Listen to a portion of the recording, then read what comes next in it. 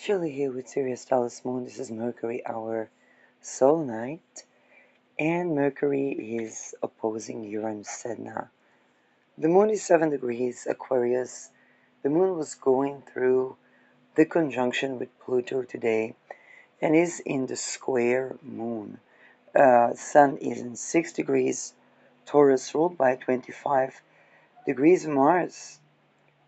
And this Mars leaves the conjunction with Black Moon Lilith, applying to oppose Uranus, but we cannot understand the upcoming opposition of Mars to Uranus, or the date that some of my colleagues warned as an attention towards this week, because without understanding Mercury ruling over Uranus Sedna and opposing it right now, right this very day, it will be challenging to understand the intricacies of the coming week. And what do I mean by that? Sedna shows us that our place in the ecosystem matters on an intergalactic level. It shows us it's a lesson of humility to those that trade people, but those people to begin with were traded. So it is not even a lesson of humility. It's a lesson in hurt people when we come to assert our self-honoring, okay, and address those who in their lack of even awareness, because Mercury in Sagittarius denotes as focus, awareness, belief. The people that didn't even believe that they are deserving, it's not that they are deserving, but that the things that are the basics for their survival, food, housing, the people that didn't even believe that those things that are basic for their survival are something that should be there, should be tended to.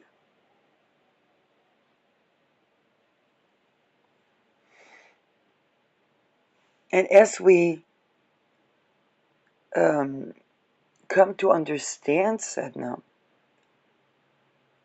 another thing shows up, and I particularly addressed how the drawn Sedna, the Sedna that everybody thought was um, thinking high of herself, when in fact she had a sensitivity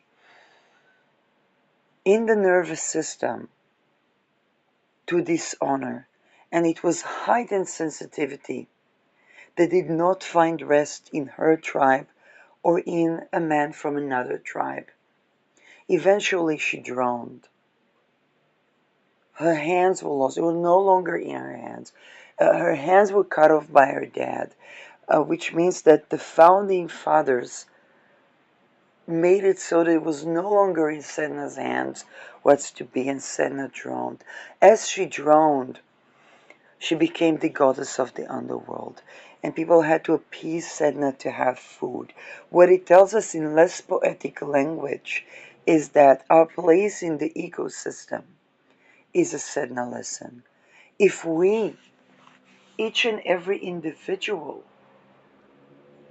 was not fed, properly housed, okay, honored in essence of energy, okay, if the light inside us would not be honored, we have a place in the ecosystem, each and every one of us. And you think about it in natural terms. When we want to think about the extinction of the bees, and how does that affect the flowers and the fruits and the vegetables and the animals that eat and rely on those. So each and every one of us is like that bee where going extinct on an individual level would affect the entire ecosystem in our tribe and in competing tribes. Previously, I gave the example of just think about how many Palestinian women were trafficked to liberate a supposed liberation that caused a chain reaction that led to what is now considered a genocide. And to begin with the need to liberate themselves from the supposed near local regime that on paper and in wealth acquisition does not even exist in sovereign self, began from that very trafficking under the guise of marriage and even child marriage, under the guise of help, under the guise of work, and even under the guise of academic structure and governance institution. So that place of those women in the ecosystem and the oppression of those children created a chain reaction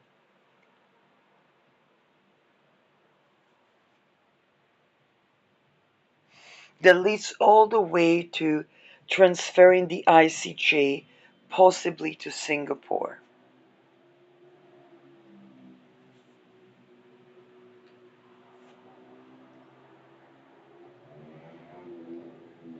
Sedna's story is honoring the fact that yes, we are but an individual in a big ecosystem. And yes, we need to honor each and every individual person, species. The wisdom of the Inuit regarding the hunting and the fishing. Okay, there were people that were, because they were vegan, talking about the fact that Inuit people still eat caribou and belugas, and not addressing the fact that they live in the Arctic. And and then, but forgetting the wisdom of how much to fish, how to fish, and how to preserve the food that has been preserved, okay, a long time.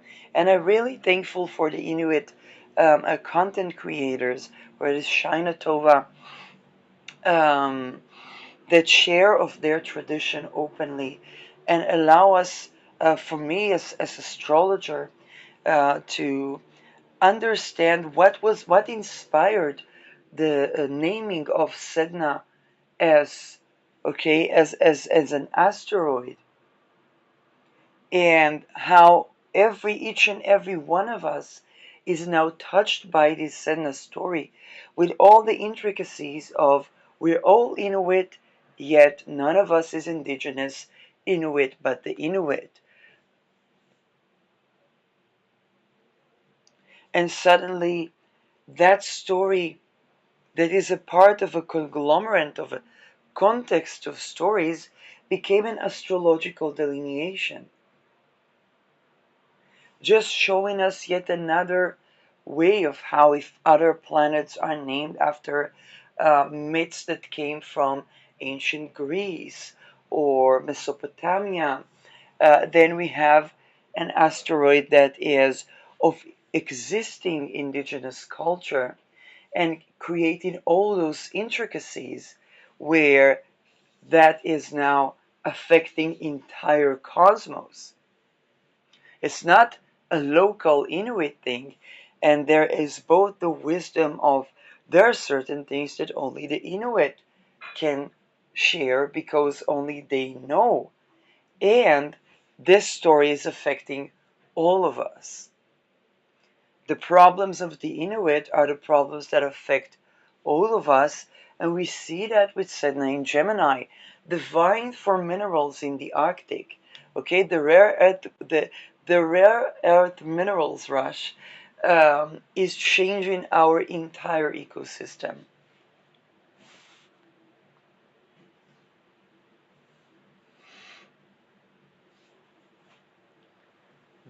Those cut the under oceanic internet webs that are going to take at least 500 million euros to fix.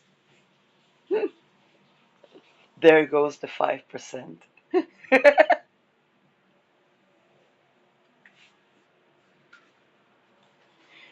and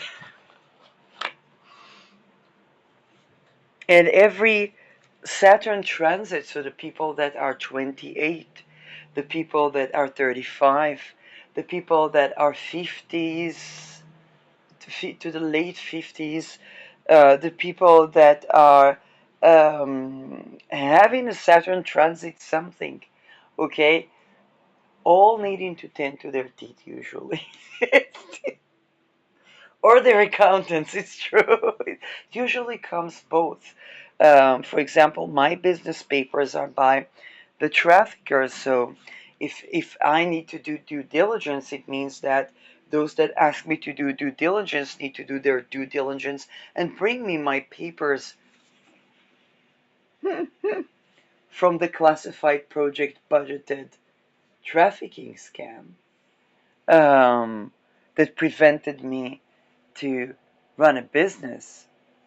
So, and at the same time, they need to what remineralize their teeth. Um, who teaches us best how to treat our teeth? Well, the Inuit people. We try with our Western powders to mimic Inuit nutrition when we tend to what actually assist our teeth. Shout out to El Salivarius.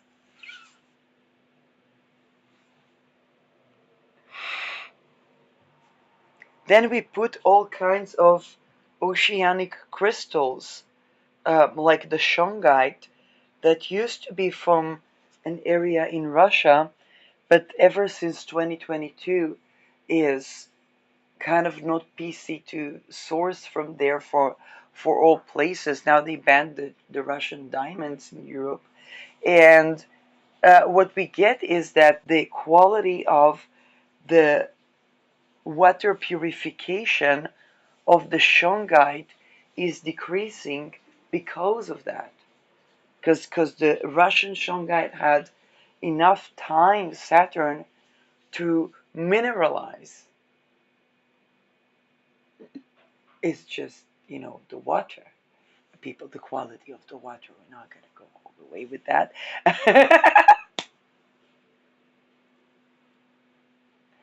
But this is exactly that story of Sedna. It's that notion that each and every small detail, Mercury, or individual person matters to a cosmic level.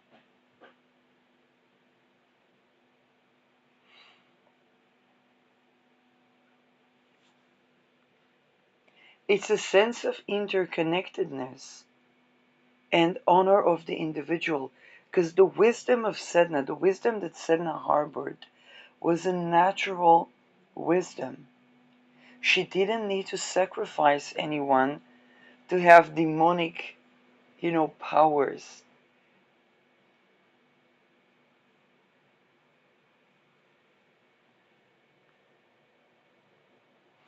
And everybody thought that Sedna thinks too highly of herself, that she wouldn't take any man.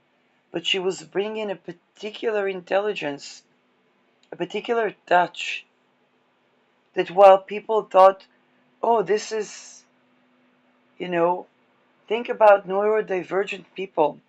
When Gen Zers are neurodivergent, they need a sensitive space that's protecting from noises. They need to rest at work. They need meaning of life. They reconnect with the wisdoms that are lost to the demonic realm.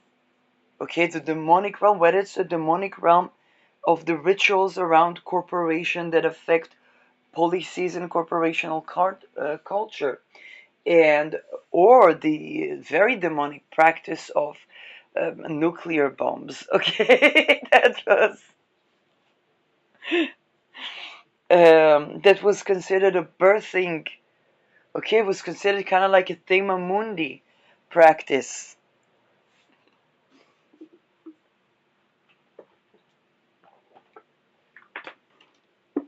A birthing of a new world by megalithic destruction.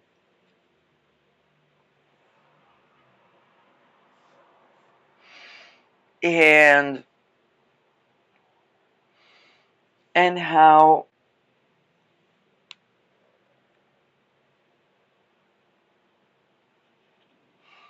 Sedna didn't need to sacrifice anyone, but by the act of sacrificing Sedna, the people had to appease Sedna for food.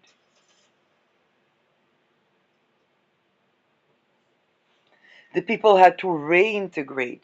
And what I learned from Inuit people is that, not unlike the talismanic tradition in astrology, and maybe people will laugh at me, but I think it's not that there necessarily is a distinction, is that I don't think I have the knowledge that an Inuit person who would make talismans have. So the approximation that I get is through modern astrology, and just like a talisman, okay, for example, of Beta per se, would be a shielding and protective talisman, while Beta per se is dead bodies upon dead bodies of all who contributed to human trafficking.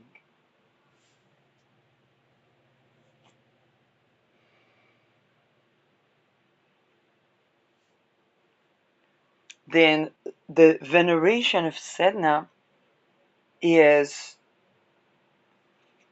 and I'm probably going to make a Sedna Uranus talisman when she turns direct and when Uranus turns direct. Um, I tried that in the previous apartment, but I didn't have a chart, and yeah, I don't know. And by the way, that talisman was left there, which is one of the best things that happened, because that is so needed, because that house was such a Sedna story.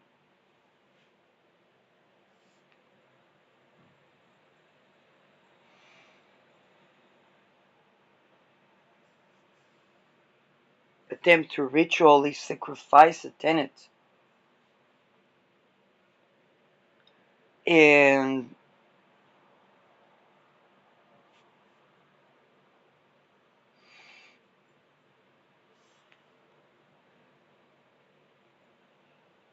so when we when we understand that essentially Sedna is venerated for the right partner.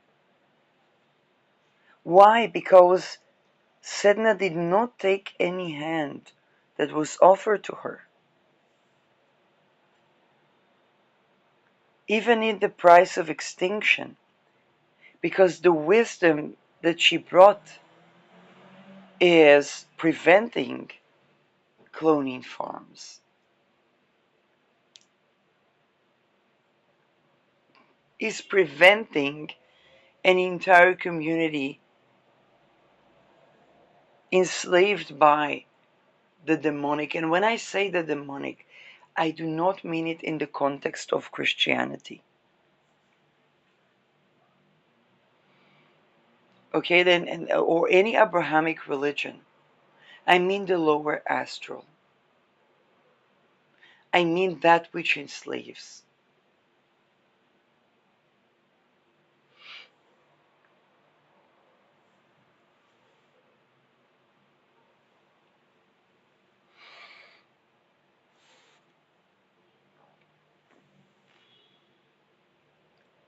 And this is because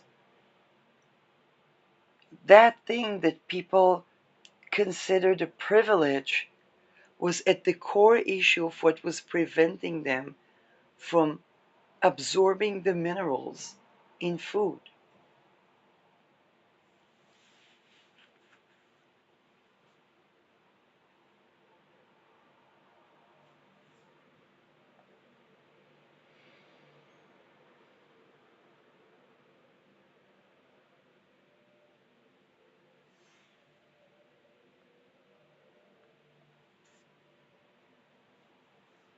Now, Sedna is connected to the moon, okay, because,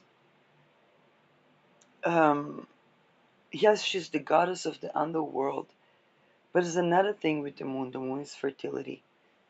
And Inuit women weren't always granted the ability to decide if they want or not to have babies. Astrologically, Rahu, connected with the moon, can bring fated things to do with that topic. I had the eureka today that I was surrounded by Rahu moons. And Rahu moon, and working with moon talismans, and how that can mean even a fated experience of becoming a mom.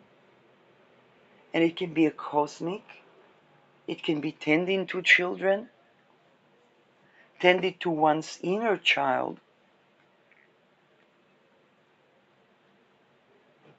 conception, fertility. We get a very,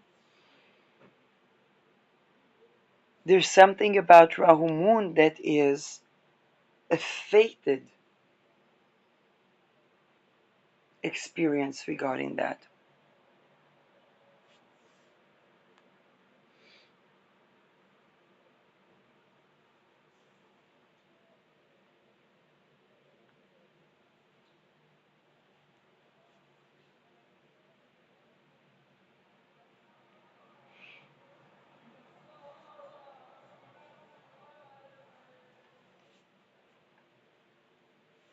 And so sometimes the people that have Rahu moon really, really want to be moms.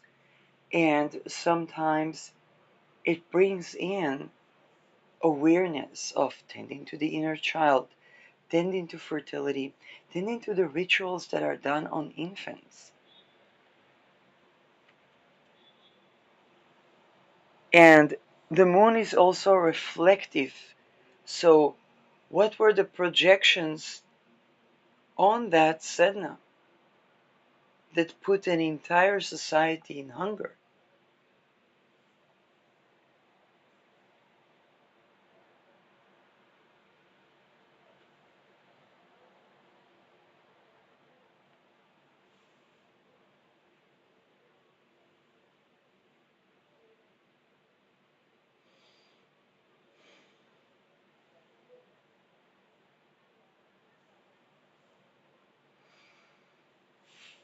And those projections show us that Sedna was not just a solitary girl or a single woman, um, or even a single mother, okay? Um, but that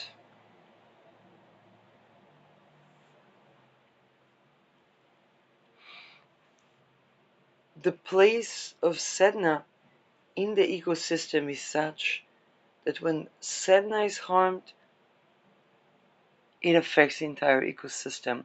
And each and every one of us has Sedna. Okay, natally, as of the late 60s, she ingressed into Taurus. Before that, she was in Aries. And for the coming 40 years, she'll be in Gemini. Now Uranus conjoins Sedna, and Pluto trines it.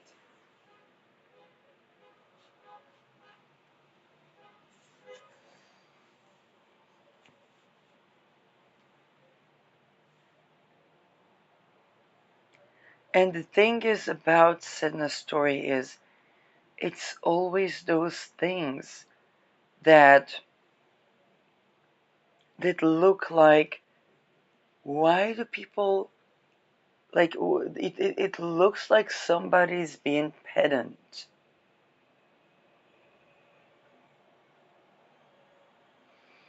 or somebody thinks too much of themselves, or somebody's too sensitive. Okay, it's those things that have an inner wisdom that the society needs to integrate.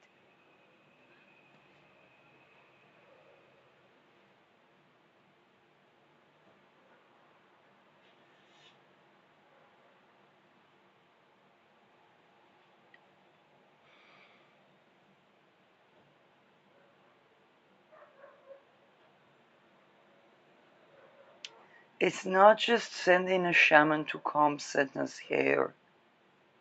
It's honoring, okay, the sovereignty of children and women. And of course, yes, of men. Men usually, when sovereignty of men is violated, is usually under a ritual of feminization of men.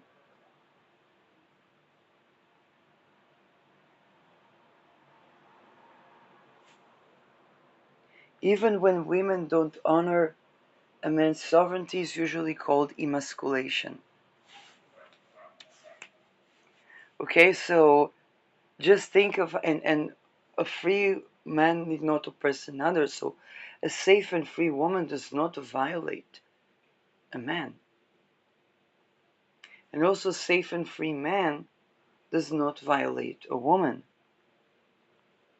So, whatever they were thinking to get by the sacrifice of Sedna,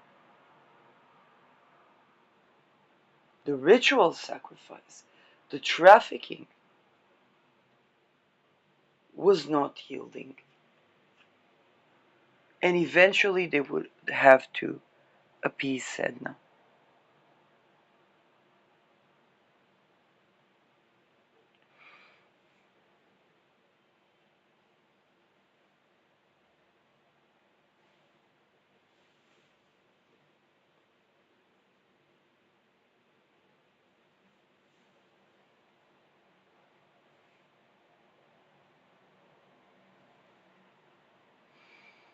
And this is not a lesson for men, because also women struggle sometimes to accept the Sedna because it sparks all of their inner demons, all the places where they did not honor their own sexual sovereignty. Or when that was violated and they were so helpless around that they hide it under the guise of intersectionality, not knowing that it's not honoring the Sedna in their community, in their sect, which is a sect, because that trafficking was a cult. That was what got them to be in that situation.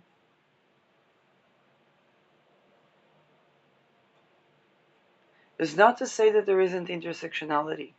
Okay? In fact, intersectionality is created to preserve and divert the attention from those demonic practices that are practiced also by the elite on the elite.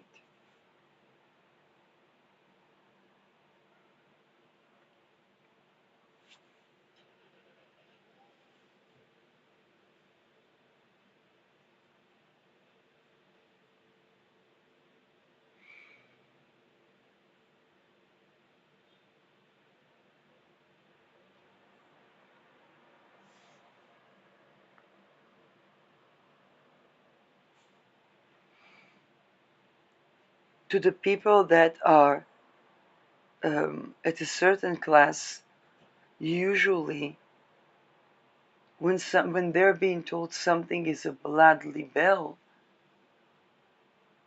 it sounds reasonable.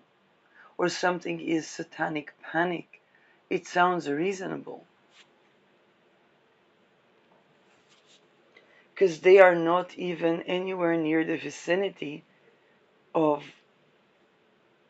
hearing and listening and connecting experiences that they had to those so-called blood libels that undergovern the creation of chaos to raise demonic powers. And that Sedna that looks well dressed, well pampered, loved by her father, Nobody thinks that she has this wisdom to bring. Nobody thinks she's at risk either. And everybody think it is okay to trade Sedna because she thinks too much of herself.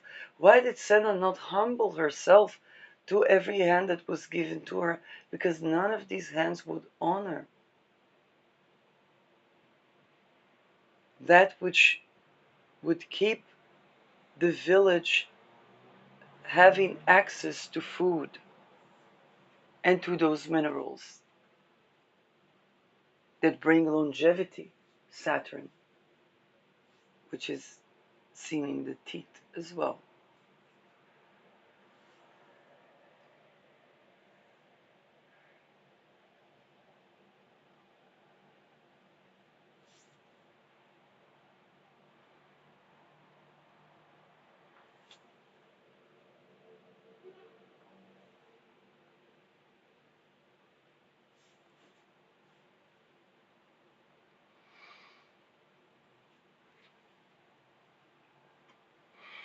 And yet, when Sedna was harmed, it did affect the ecosystem to megalithic events. Now, the Inuit had the wisdom to connect the dots, and not in all Sedna stories are they connected.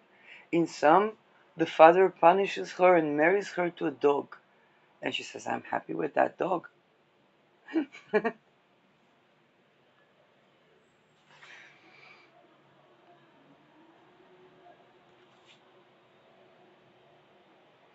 Or send her off to live with the dog.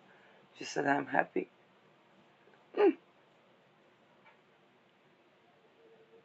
Defying her dad. And why was Sedna so rebellious? Well, when we think about the fact that women didn't even have a say of when to become mothers, which would mean that they were sexually violated in marriage, we understand that that's a wound that was affecting entire communities, and it goes even beyond that.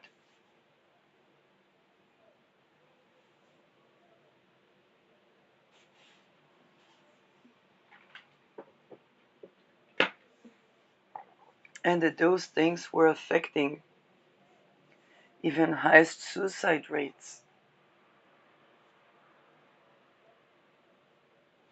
And you see, Inuit, they live in the Arctic. It's not like they have assisted death or something.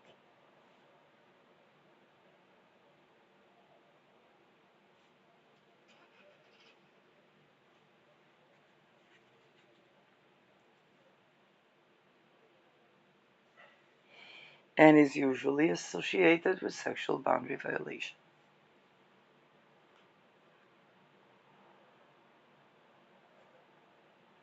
This topic of sexual sovereignty is that important because later there would be colonialism, there would be femicide from the outside.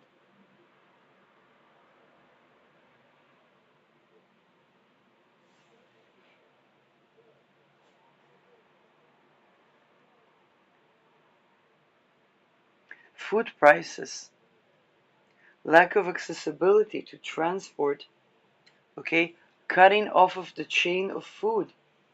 Because it's not that Inuit are not self sustainable, they made them on purpose dependent on those food that come in the supermarket, and those come high priced like gold.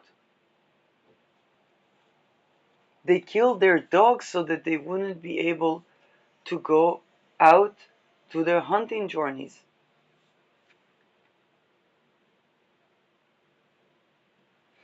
Kind of like what people with land in Oregon are dealing with. US citizens,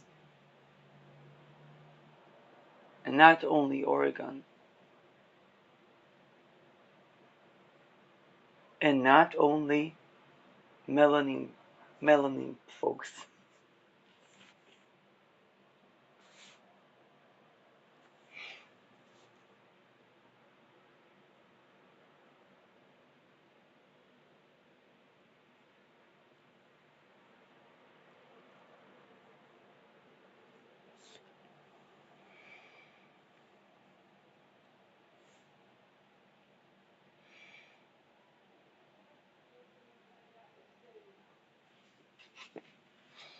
In Israel, in my mother's generation, the name Yemenite woman was name of someone who caretakes, and they kidnapped the children, not only the Yemenite, and not only the Palestinians, and not only the Ethiopians. But just think about, okay, just think about those, and how does that affect with the entire ecosystem. Later it was switched to Philippine.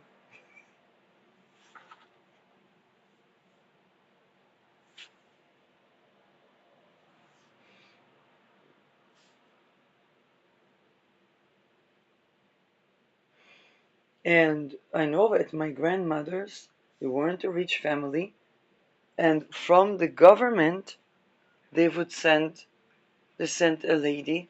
She had children and the family, and she came to support the children and the family. And we were working class, we were not rich or anything like that.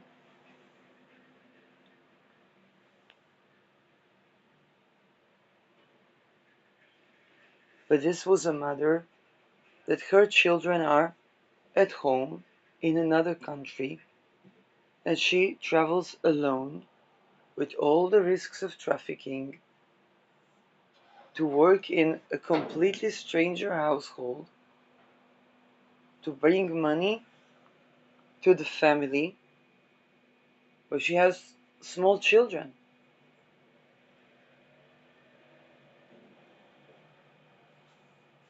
How is that even?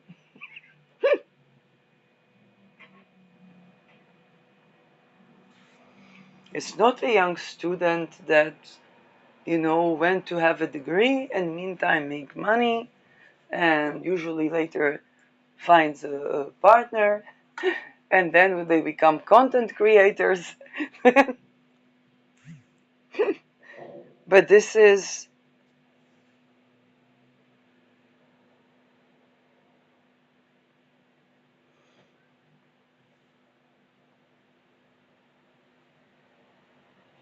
and this was while my mother was caretaking for my grandmom. There were things that my mother couldn't do because of generational disabilities related things.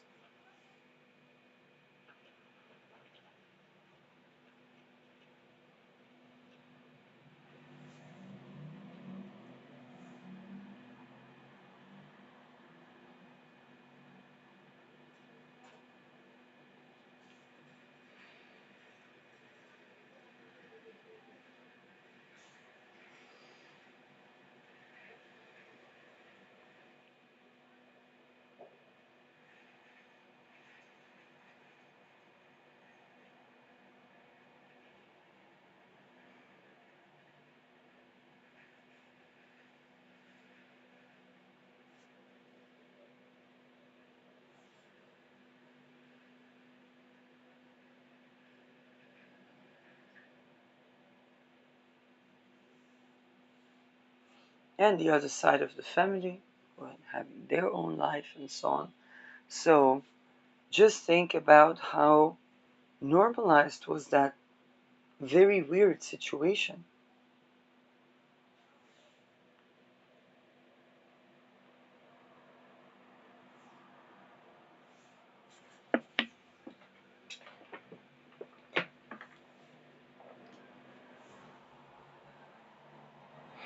And so think about, let's say, a Yemenite woman or a Philippine woman that says, no, I will not marry and have children. Because to caretake for my children, I need to risk being trafficked, my children not having a mom. Anyway, my children growing for significant amount of time without a mom, because I have to go to some other country to send money to my children and my family. And then that girl said, no, I don't want to marry.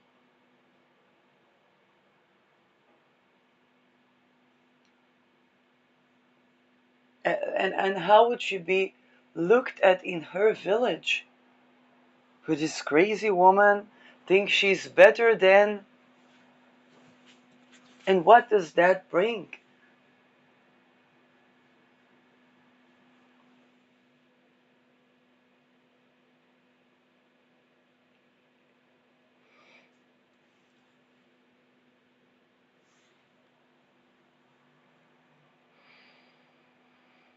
So Sedna reminds us to honor those things, but it also reminds us that without the village, without the community honoring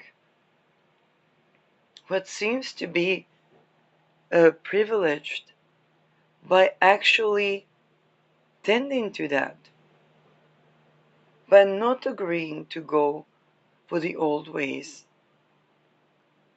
we can prevent world hunger. And it is happening all within the eclipses. The Ingress of Sedna was within the eclipses that are so associated with the story of Nineveh.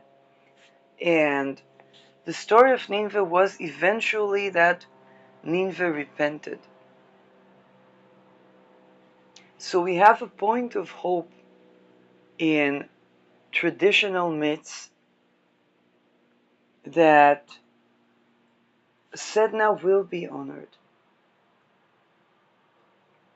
But we also need to understand how the significance of each and every one of us in our ecosystem, diminishing that affects the ecosystem.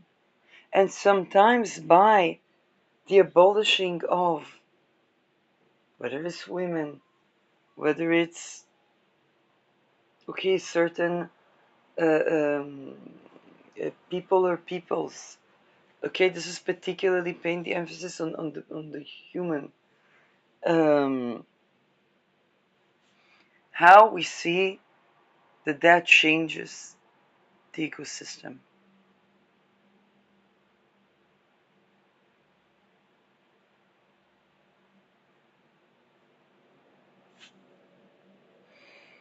What does it mean to have uh, um, the women that honor sexual sovereignty gone from the discourse? All of the industries are more susceptible to trafficking. I know because I was and am those women. I know that it was industry by industry by industry, and each and every one that thought she could get away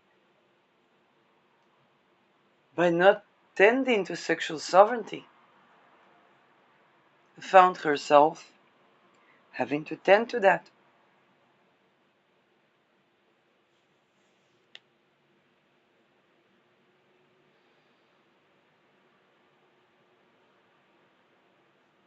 Each and every sector.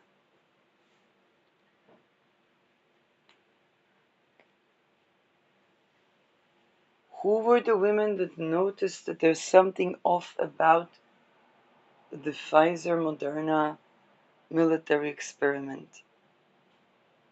The women that had become embodied, and the womb said no, not to do that, not to go for this shot.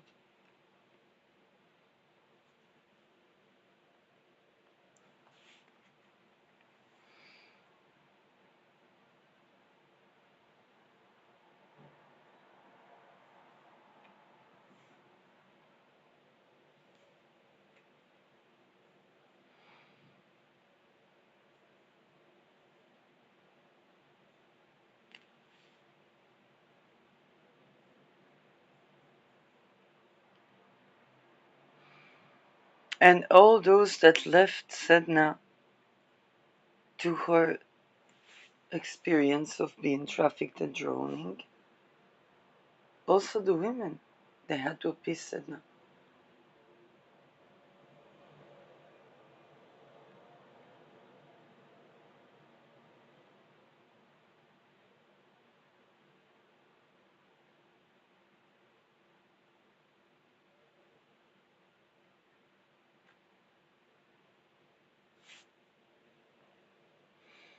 Also the women that could not accommodate, okay, for food and so on and so forth.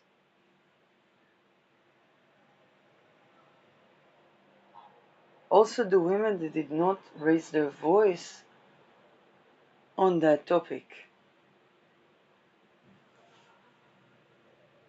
Particularly those women that subdued and oppressed and thought that it's okay to traffic Sedna. Because they thought that she thinks too much of herself. Oh, why wouldn't she suffer as well? Well, why wouldn't you speak about women's suffering? Why wouldn't you say, no, I also don't want to be in that situation. I also want this to stop. I also don't want my daughter to go through this.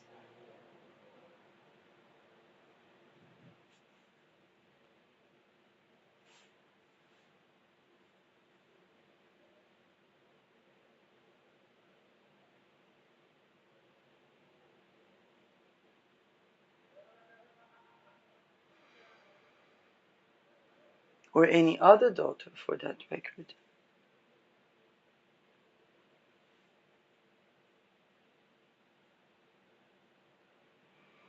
And notice how in at least the Sedna stories that got to our, okay, to be published, the voice of the mother of Sedna is absent,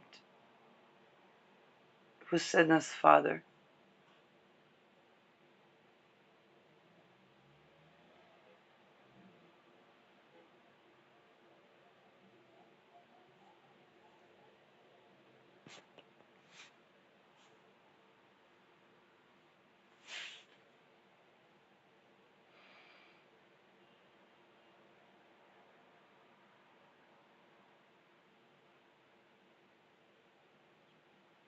Now, if women were that oppressed, we understand how death sometimes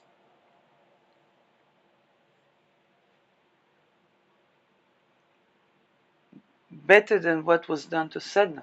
Let's just put it that way.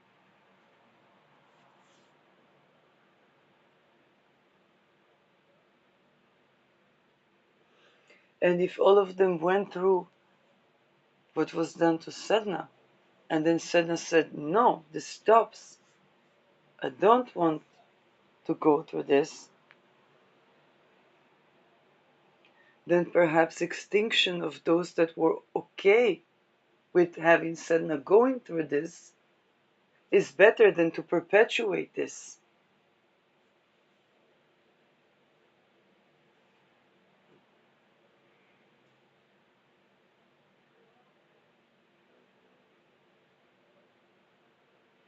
The rituals of trafficking and bringing the lower astrals are brought to create this chaos not only within people but within nature. To supposedly subdue and subjugate nature, and not to the benefit of people, as we see time and again.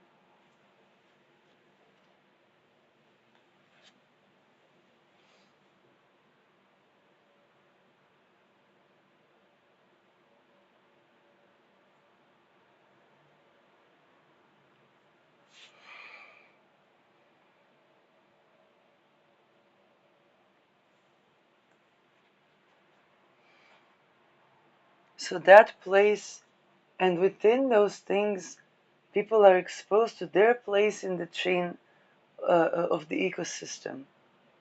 Their place when they caught Marc Dutroux, that was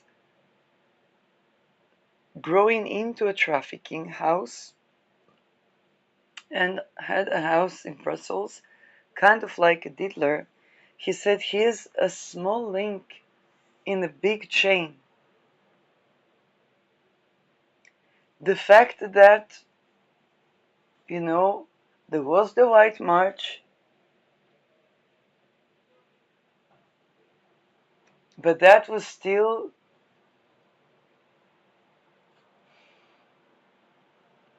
that created series of events that their implications are to this day.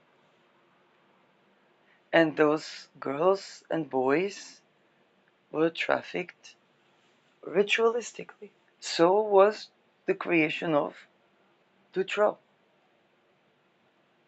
And those people that were the so-called clients, because they were also the children.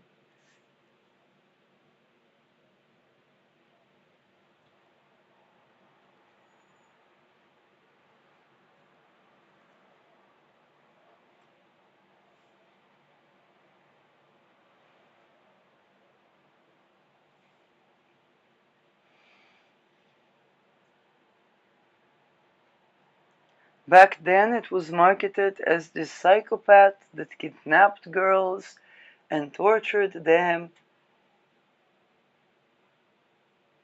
as a single man who did that. And this was in itself, the broadcasting was attack on the light to make people fear this solitary psychopath.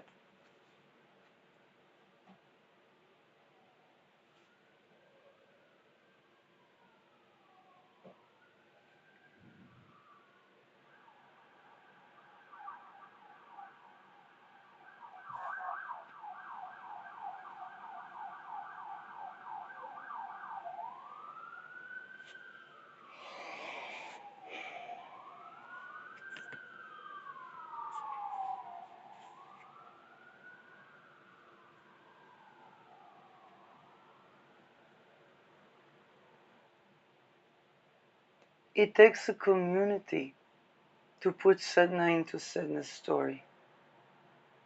And that community lost its food over Sedna. All of those that participated in the trafficking, the subjugation, making sure Sedna had no place to go to.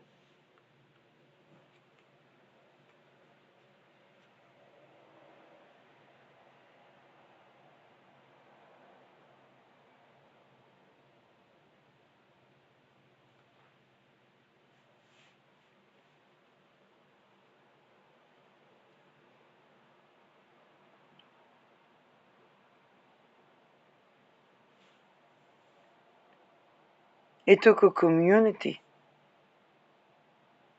And of course, that community suffered the consequences of those Sedna stories. Think about it, the living people, those that survived, what do they do today? Those that are not ritual abuse survivors, they're making a world war.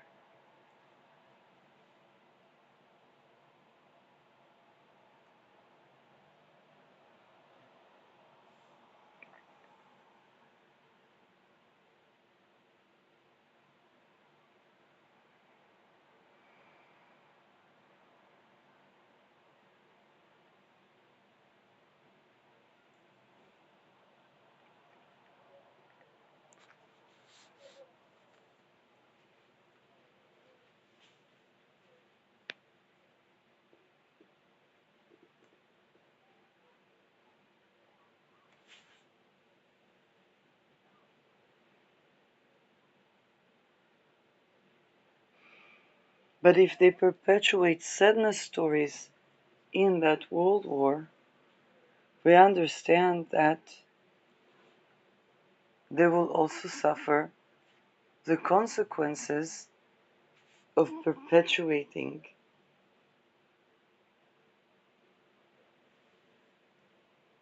And it's not a blame, shame, anything. Particularly not when people begin to understand the tip of the iceberg of these death camps that they are cloned into.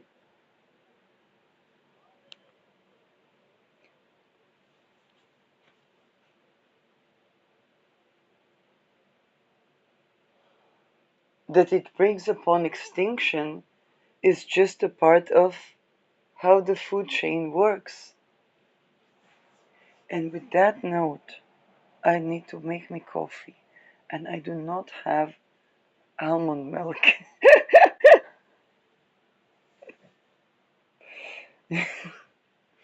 It reminds us that each and every one of us has something to tend to, a small detail, Mercury, to tend to change for the best.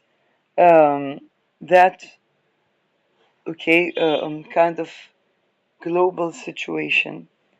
Um, so it's not about being perfect, it's about tending to it. And you'd be surprised, how Israel is beat. And I know Israelis don't feel like something that to learn from right now, but you know how Israelis beat the COVID restrictions on putting masks? Well, the fines over masks, they had each and every person that received such fine filing an appeal. And they basically beat bureaucracy by bureaucracy. Israel has fourth house Capricorn, and is ruled by bureaucracy. So they basically used bureaucracy against itself to cancel the COVID fines. Duchies have fourth house Libra.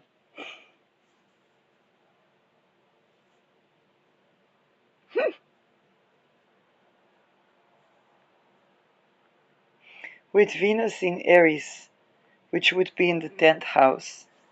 And they have true Verstigen.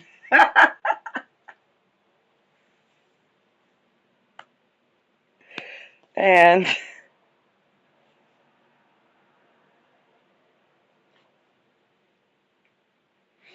many people didn't vote today. To be honest, I did not vote because of the rituals and the human trafficking surrounding um, okay, surrounding. Okay, with the only party that tended to ritual abuse did not address how they prevent situation where the prime minister will need to have all the tapes as part of like the extortion calls, and that party was in contact with active human traffickers at the time. So um, yes, it wasn't a PVV for those who thought that I vote PVV. No, actually, as a person that tends to political assassination prevention, I try to see what can I say, because to evacuate people of their homes is antithetical to for persons that dealing with life threats, to so much so that they had to change their residence. Um, the other things that I'm not going to other than Lars, there are other things that I'm not going to address because I always tend to structure um, and yes, so I also did not go to vote today, um, simply because it leaves a blue ocean to those that would tend to the topic, um, not by double dealing and not by charging the targeted individuals for something like $7,000 for blocking the